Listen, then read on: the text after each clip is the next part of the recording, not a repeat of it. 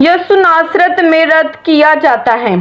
लूका 4 बाब 16 से 30 आयत। और वो नासरत में आया जहाँ उसने परवरिश पाई थी और अपने दस्तूर के मुआफिक सब्बत के दिन इबादत खाने में गया और पढ़ने को खड़ा हुआ और ईसाया नबी की किताब उसको दी गई और किताब खोलकर उसने वो मकाम निकाला जहाँ ये लिखा था कि खुदावंद का रूह मुझ पर है, इसलिए कि उसने मुझे गरीबों को खुशखबरी देने के लिए मसा किया।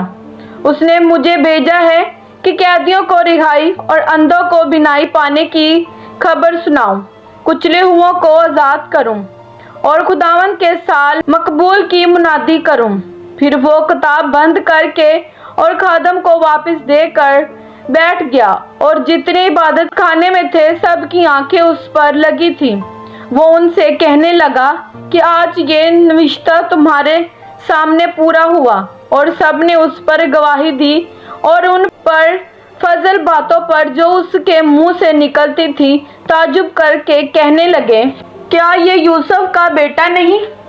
उसने उनसे कहा, तुम अलबत्ता ये मसल मुझ पर कहोगे कि ए हकीम, अपने आप को तू अच्छा कर।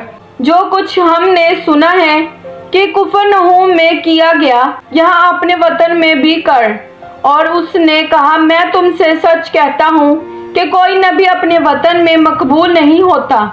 और मैं तुमसे सच कहता हूँ कि एलिया के दिनों में जब 3.5 बरस आसमान बंद रहा, यहाँ तक कि सारे मुल्क में सख्त काल पड़ा, बहुत सी बेवाएं इसराइल में थीं, एलिया उनमें से किसी के पास ना भेजा गया, मगर मुल्क सदा के शहर सारपत में एक बेवा के पास।